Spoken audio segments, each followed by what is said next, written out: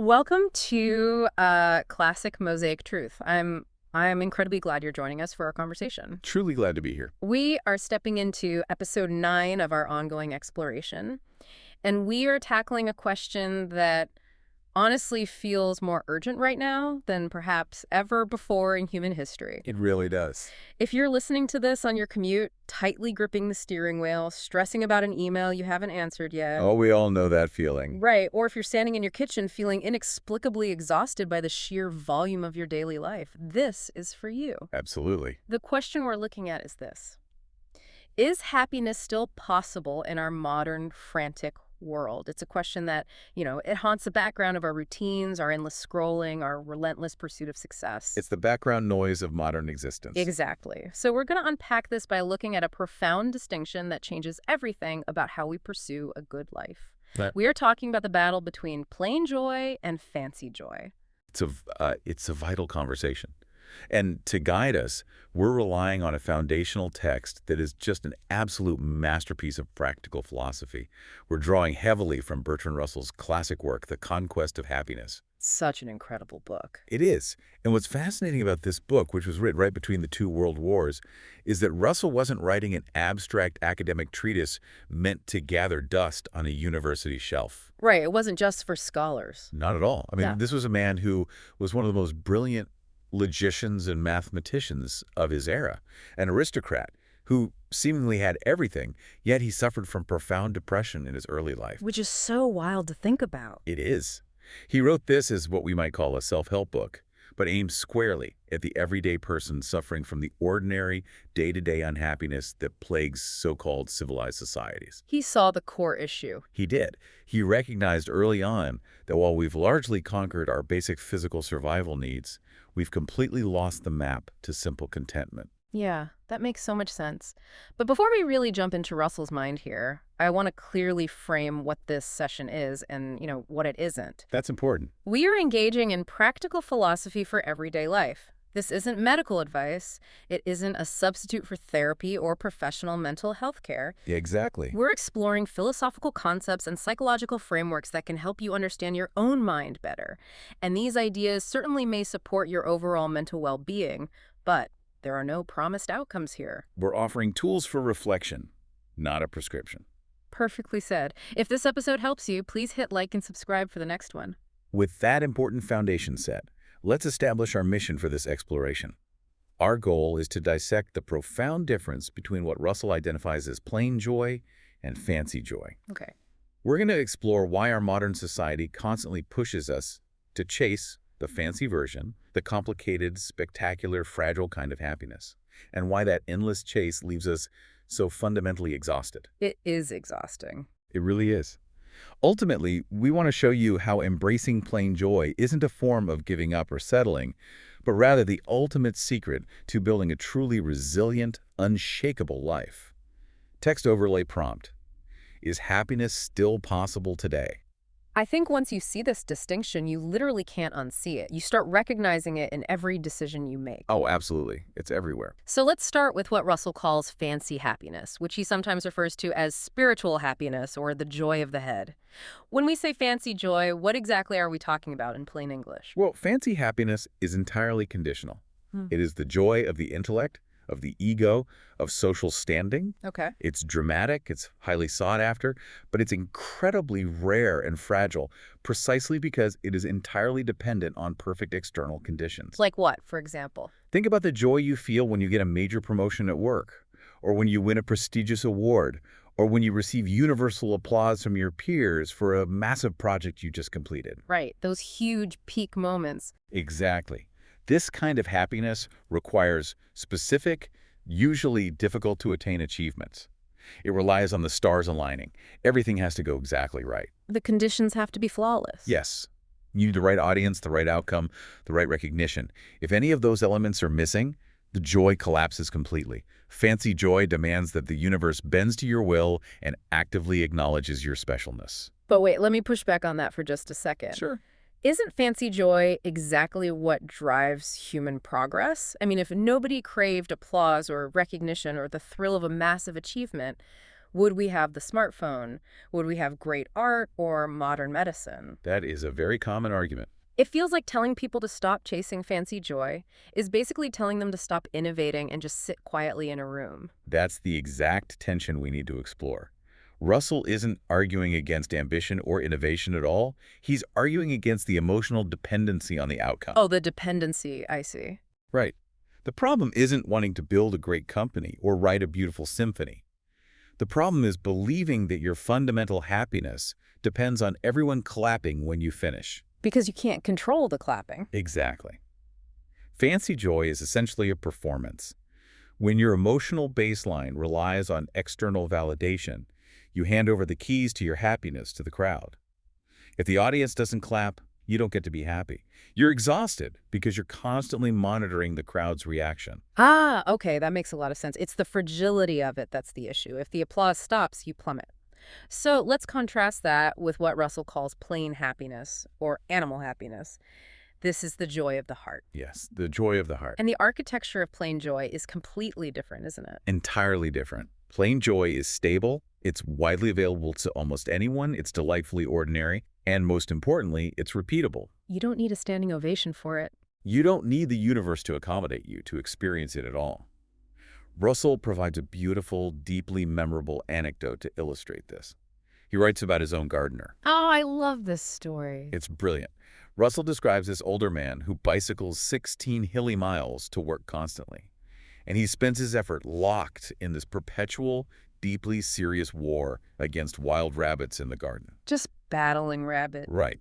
He views these rabbits with the utmost seriousness, considering them his cunning adversaries. But the vital key here is that the gardener finds endless, inexhaustible joy in this simple effort. The joy doesn't fade. No. He can chase a rabbit out of a cabbage patch in one instance, and that exact same rabbit might be back in another instance, but the gardener's joy isn't diminished. The effort itself, the direct engagement with the physical world, supplies a steady, unbreakable stream of contentment. Text overlay prompt. Plain happiness is stable and ordinary. I think about that gardener a lot. He isn't asking the rabbits to rate him a glowing 5-star review. You know, he certainly isn't. He isn't waiting for a gold medal from some horticultural society. His joy is entirely self-contained within the activity itself. It's a profound, organic satisfaction. That is precisely what we mean by plain joy. It's the satisfaction of holding a remarkably warm cup of coffee on a freezing walk. It's the feeling of your muscles burning slightly after a brisk hike. It's the quiet comfort of reading a good book while the rain hits the window. Simple, grounded experiences. Exactly. It's the joy that does not ask the world to be anything other than what it already is. Text overlay prompt. Fancy happiness demands perfect conditions. Exactly right. And holding that contrast in our minds is crucial.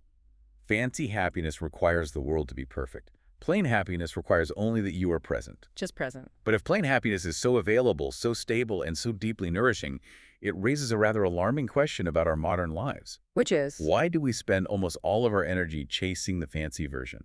Why is society so obsessed with the rare, fragile joy when the stable, resilient joy is sitting right in front of us, completely free of charge? That is where things get a bit dark when you look at our modern culture. We are caught in the trap of the chase. We really are. And it's not entirely our fault. Society constantly feeds us narratives that tell us our lives must be a constant string of peak experiences to be considered successful. We open our phones and we are instantly bombarded with images of people living these highly curated, spectacular lives. The highlight reels. Yes, vacations in exotic locales, perfect relationships, massive career milestones. The implicit message is deafeningly clear. Ordinary is a synonym for failure. If your mundane routine doesn't look like a cinematic masterpiece, you're doing life wrong. Which creates a toxic psychological environment. We develop what we can call perfection thinking. There's this intense modern identity need that dictates my life must feel special at all times. We confuse specialness with happiness. Completely. We've completely conflated being unique with being happy. Russell actually observed the seeds of this even in his past research. He noted that as people rise in the social scale, the pursuit of excitement becomes more and more intense. Like they need a stronger dose. Yes. People who have immense resources are perpetually moving from place to place, chasing the next thrill, expecting that the party will somehow be more magnificent in a new city. They are absolutely terrified of boredom, And this terror of boredom is a critical piece of the puzzle we need to understand. Let's linger on boredom for a moment because Russell's insights here hit a little too close to home. These sting a bit. They do.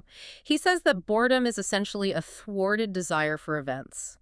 We mistakenly believe that if nothing exciting is happening right this second, we are fundamentally unhappy. We mistake a lack of adrenaline for a lack of joy. Yes, and think about how that translates to the current moment. When you have a spare pocket of silence waiting in line or sitting on a train, what do? You pull out your phone. You pull out your phone. We can't tolerate the quietness of a normal reality. We invite chaos into our lives, or we exhaust ourselves doom scrolling just to feel something. We want constant excitement to prove to ourselves that we are alive and that we matter. The modern brain is completely overstimulated, constantly expecting a massive fireworks display of dopamine. And what's the ultimate cost of that? If we spend our entire existence running after these fireworks, what does it do to us psychologically? It places us on what psychologists call the hedonic treadmill. The hedonic treadmill. Yes, this is a very real, heavily studied phenomenon, sometimes called hedonic adaptation. Essentially, no matter how much excitement we achieve, no matter how much money we make or how much status we gain, our baseline of happiness eventually returns to where it started. We adapt to the new thrill. So it never lasts. Never. There were famous studies done in past research by Brickman and Campbell looking at lottery winners. You would think winning the lottery would permanently elevate your happiness, right? Of course. That's the dream we're all sold. If I just hit the jackpot, all my problems vanish forever. But the data showed the exact opposite. Within a remarkably short period, the lottery winners returned to their baseline level of happiness. The thrill completely wore off. Wow. And even worse, the mundane pleasures of their daily lives, reading a book, eating a simple meal, were suddenly less enjoyable because their emotional palate had been blown out by the massive spike of winning. They ruined their taste for the ordinary. That's the hedonic treadmill. The promotion that made you euphoric suddenly just becomes your normal, stressful job. The luxury car just becomes the metal box you drive to the grocery store. Because your baseline shifts, you are left constantly wanting more. You have to keep running faster and faster just to feel the exact same level of excitement. Text overlay prompt. The hedonic treadmill creates chronic disappointment. It's exhausting just thinking about it. You achieve the massive goal, you get the fancy joy, and then it evaporates like mist, leaving you hungry again. This creates a perpetual state of chronic disappointment. Nothing is ever enough. It's a recipe for misery. And the tragic collateral damage of this treadmill is that it completely destroys your ability to enjoy the present moment. If you're always looking toward the horizon for the next spike of excitement, you literally cannot appreciate the quiet stability of right now. You're entirely disconnected from reality. Plus, because we're always comparing our behind-the-scenes ordinary reality to the highlight reels of others, we develop this lingering, painful feeling of being emotionally behind our peers. We think everyone else has figured out how to stay on the peak of the mountain, and we're the only losers stuck down in the valley. Russell points out that this constant comparison and this resulting envy are some of the most potent drivers of human misery.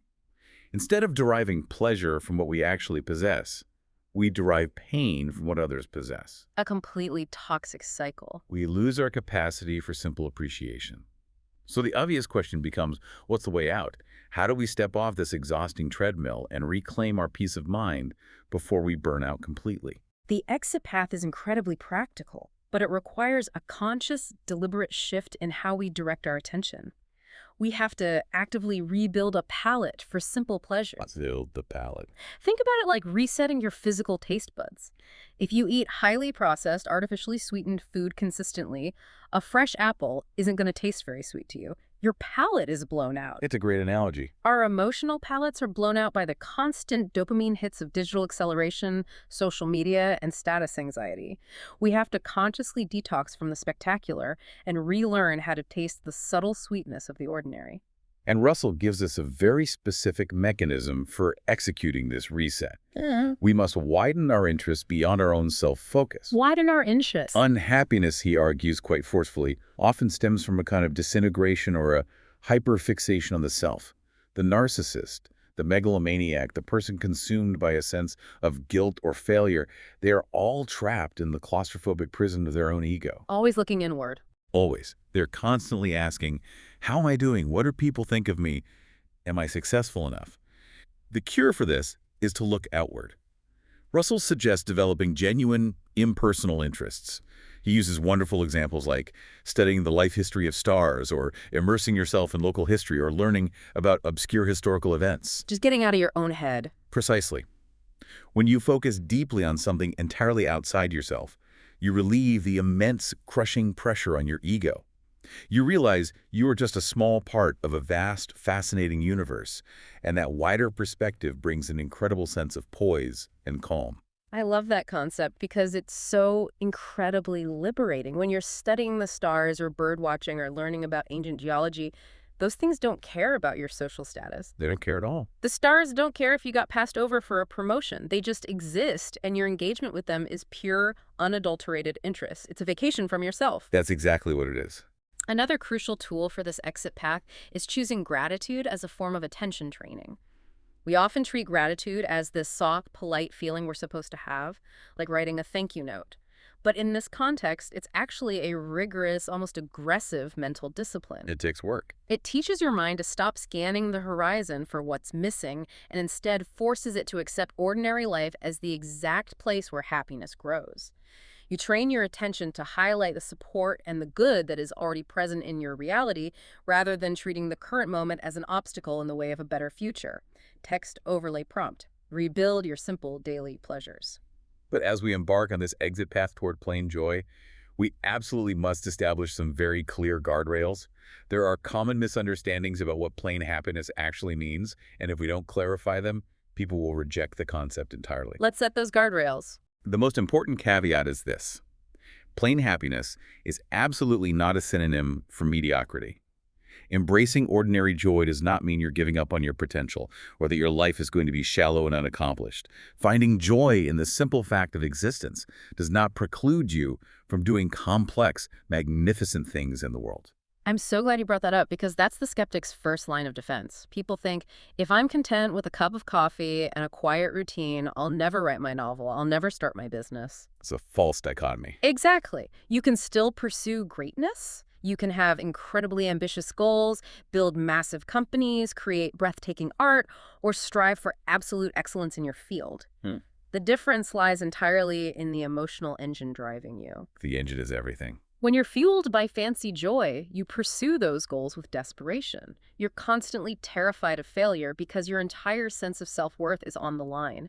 It's high emotional drama, constantly teetering on the edge of a breakdown. Which is unsustainable. But when your foundation is grounded in plain joy, you pursue greatness because the work itself is intrinsically meaningful to you. You are insulated from the drama.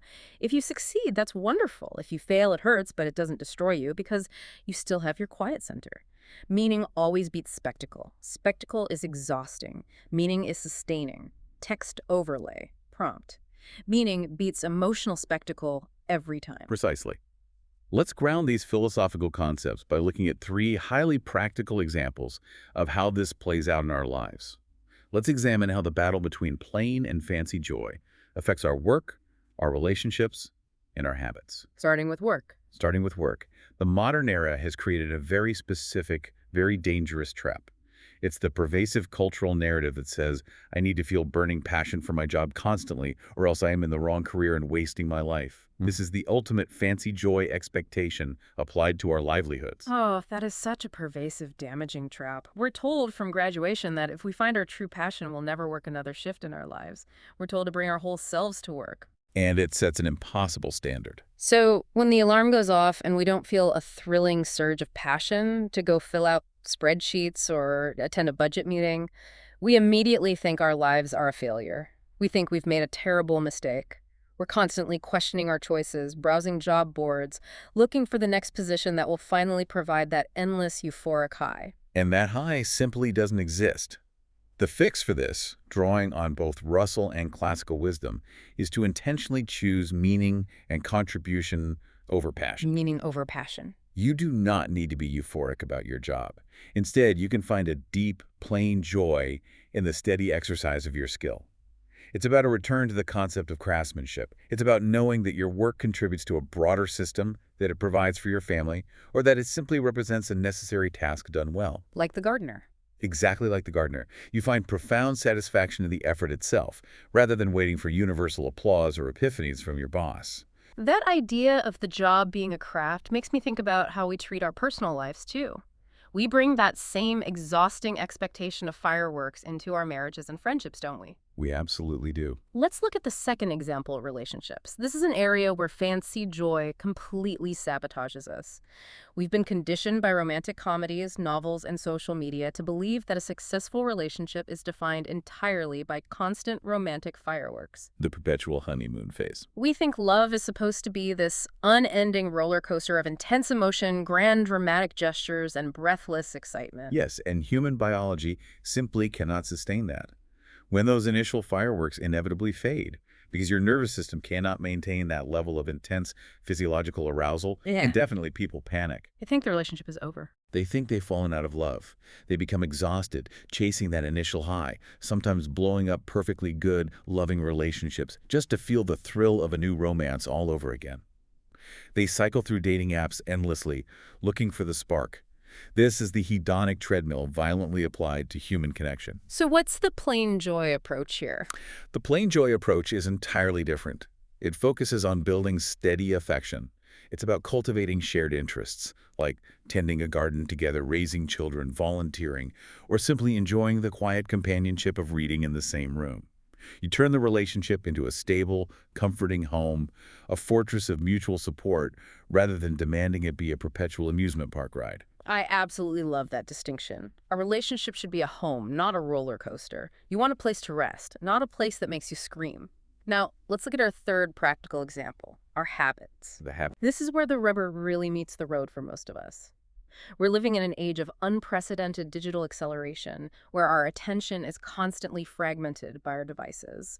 We are exhausted from dopamine chasing in our routines, checking notifications relentlessly, scrolling for outrage, looking for the next quick hit of entertainment. Our brains are absolutely fried from this relentless pursuit of micro-excitement. The antidote to this exhaustion is to consciously return to natural rhythms. It's about finding profound comfort in what the philosophers Søren Kierkegaard and Bertrand Russell both understood as fruitful monotony. Fruitful monotony. In our modern frenzy, we've come to deeply fear monotony. But a certain amount of boredom, a certain rhythm of predictable, quiet routine is absolutely essential for a healthy human mind. Fruitful monotony allows your nervous system to finally settle. It gives your imagination the space it desperately needs to actually work. Space to breathe. Yes, it's the joy of a quiet routine, the repetition of a physical chore, like washing dishes by hand or folding laundry, done with mindfulness rather than bitter resentment. Returning to simple physical pleasures heals the deeply fragmented attention that our modern habits have created. Text overlay prompt. Choose steady affection over chasing fireworks. This all sounds wonderful in theory, but how do we actually do it? How do we flip the switch in our own overstimulated brains? To help you bridge the gap between understanding this concept and actually living it, let's try something right now. Think of it as a quick reset. We call this the plain joy reset. A very practical exercise. You can do this right now, wherever you are, as long as you aren't driving. Treat this as an experiment. We'll take this step by step. First, I want you to simply pause. Wherever you're sitting or standing, just take a breath and consciously soften your body. Drop your shoulders, unclench your jaw. Let the physical tension of the chase drain out of your muscles for just a moment. Next, I want you to be brutally honest with yourself. Identify the exact type of joy you've been stressing over recently. Name the kind of happiness you are actively chasing right now in your life. Bring it into focus. What is the thing you are currently telling yourself you need in order to finally feel good? Is it hitting a specific number in your bank account? Is it a new title at work? Is it getting a specific person to text you back? Just name it in your mind. Now look objectively at that thing you just named and ask yourself this critical question. Is this happiness plain or is it fancy? Does it require perfect external conditions? Does it demand applause or validation from others? Or is it something stable, ordinary, and entirely within your own control? Just recognize the nature of what you're chasing. Next, we're going to pivot your attention. I want you to choose one simple pleasure that you can engage in today. Not in the distant future. Not when you finish your big project. Today. Keep it simple. It could be feeling the sun on your face, drinking a glass of cold water and actually paying attention to the temperature, or listening to the sound of the wind in the trees. Choose one simple, ordinary thing that you will deliberately savor. Then, choose one outward interest to invest your attention in. Shift the spotlight entirely away from your own ego and your own worries. Decide to read an article about something completely unrelated to your life. Maybe the history of a distant city, or the biology of a fascinating plant, or the mechanical workings of a clock. Commit to spending just a short while being purely interested in the objective world. Next, formulate one gratitude statement. But here's the rule. It has to be highly specific and entirely real. Don't use generic platitudes. Don't just say, I'm grateful for my family. Make it precise. Say, I'm grateful for the specific way my partner laughs at my terrible jokes, or I'm grateful that the brakes on my car work perfectly. Make it a sharp, focused laser beam of attention on a specific good thing in your present reality. Now, commit to taking one proof action today. A proof action is a small, tangible step that strengthens your capacity for ordinary joy and physically proves to your brain that you are stepping off the treadmill. Maybe it's leaving your phone in another room while you eat dinner. Maybe it's taking a walk outside without any headphones. Do one small thing that signals your commitment to plain joy. Finally, we're going to end this brief experiment by repeating one grounding line. You can say it out loud or just affirm it firmly in your mind. Repeat this. Plain joy is enough to build on. Text overlay prompt. Take the plain joy reset today. Text overlay prompt. Plain joy is enough to build on. Plain joy is enough to build on. It's a remarkably powerful realization when you truly internalize it. But even when we know this intellectually, the gravitational pull of our cultural conditioning is incredibly strong. It pulls us right back in. It does. People frequently stumble when trying to make this shift in their lives. So let's break down 5 common mistakes people make when pursuing happiness and offer a practical fix for each one. I'll start with the first mistake. We touched on this briefly earlier, but it is by far the most common hurdle, equating plain joy with settling for less. A huge misconception. People think that if they accept ordinary happiness, they are surrendering their ambition and resigning themselves to a small, unimpactful, boring life. They view plain joy as a consolation prize for people who couldn't hack it and achieve the fancy joy. The fix for this first mistake requires a total paradigm shift. You must recognize that ordinary joy is actually the strongest possible foundation for greatness. When your emotional baseline is stable, when you aren't riding the exhausting, nauseating roller coaster of fancy joy, you actually possess more energy, more clarity, and far more resilience to pursue difficult, ambitious goals. You aren't paralyzed. You are no longer paralyzed by the fear of failure because your fundamental happiness isn't at stake. Plain joy isn't the ceiling of your life. It is the bedrock you build your skyscraper on. That reframing is essential. Let's look at the second mistake people make, believing that happiness requires constant external validation. Giving away your power. We tie our mood entirely to how others perceive us. If we post a photo and it doesn't get enough engagement, our whole mood is ruined. If our boss doesn't constantly praise us, we feel utterly worthless. We willingly hand the keys to our emotional well-being over to the fickle crowd. The fix here leans heavily on Russell's advice regarding external interests. You must cultivate intrinsic, outward interests that rely only on your own engagement. When you find deep, abiding satisfaction in a hobby, a craft, or a subject of study that you do purely for yourself, you reclaim those keys. Because you control the engagement. If you love woodworking, the joy comes from the smell of the sawdust, the feel of the grain, and the mastery of the tool, not from whether someone else praises the final table you built.